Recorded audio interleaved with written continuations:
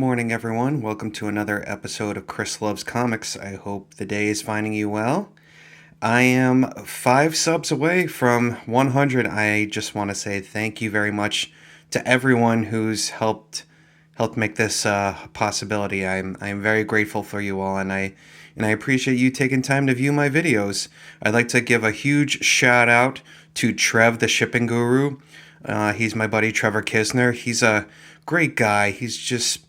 He's helped me with tips on how to make the channel and just general questions for a newbie like me. But he's just a great person. You should definitely check out his channel. He will be in the description down below, as well as a few other people who are just great people, part of the community.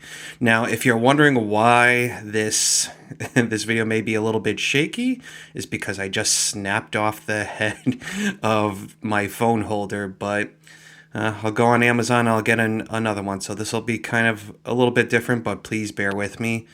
And with that out of the way, it was a light week for my comic book haul, but I got some good stuff. I got some other non-subscription stuff, and I'll go over those right now. I got in the mail the entire run of Jeff Loeb's Superman for All Seasons. I read this. It took me I think it took me an hour or 30 minutes to go through it all. It was such a quick read. I really enjoyed it. It wasn't for the lack of it being a bad book. This was fantastic. I never heard of this series before. I've been getting really into Superman as of late. I think I'm going to do a sort of omnibus library. I'll show you all my Superman books. Some call me a little bit obsessed, but he's my favorite superhero. But I got that in the mail. And I also got this in the mail. Now, I guess this book is kind of hard to get. This is Superman's Secret Identity by Kurt Busiek and Stuart Immonen on art. This was very well done, too. But I guess it's out of print, and you can't get, there's no omnibus or something like that. But I consider myself very lucky that I was able to get those. But with that out of the way, we'll go into the haul. For DC, it was just one book. It was The Flash, the 1 Minute War Special, The Race Against the Clock. This was pretty good. I enjoyed it.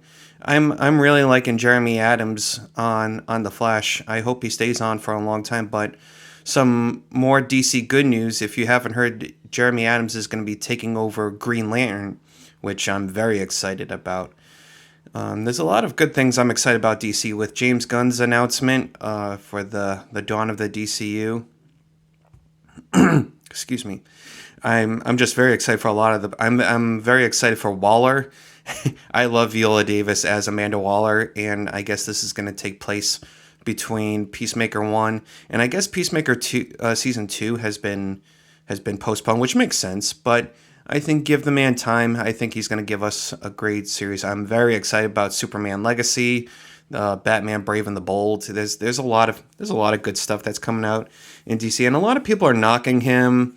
I say give the man a chance. We haven't even seen a single DC movie that he's done, so I say give the man a chance before making an assumption. But moving on with the haul, I got Black Tape, Master of Hell. Now I guess this is a four-part miniseries by Dan Panosian.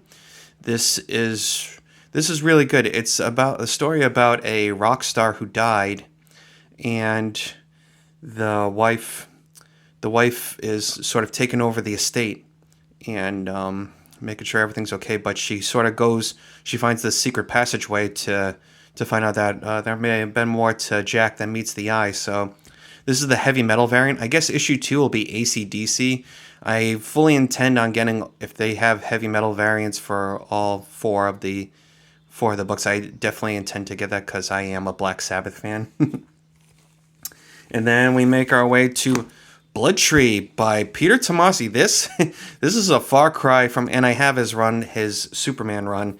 This is a far cry from Superman. This book definitely has some mature themes. This was a good read too. I highly recommend this book. I highly recommend Black Tape too. But my book of the week has definitely got to go to Where Monsters Lie by Kyle Starks.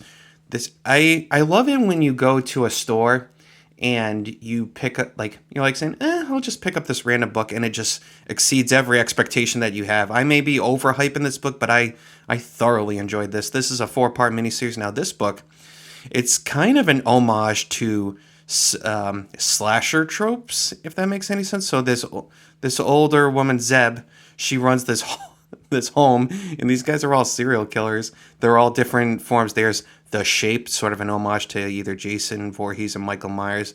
Clown looks like John Wayne Gacy. They all have their own shtick, but they live in this home, and they're free to indulge on their predilections, and it's funny. I thought this was great.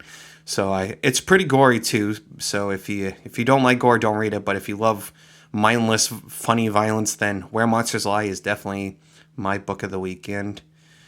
I guess that's the end of the video. That's a pretty quick one.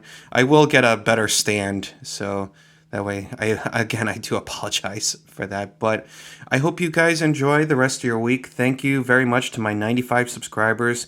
I'm fully confident that we'll reach that 100 mark, and I'll be able to give that Batman versus Spawn book.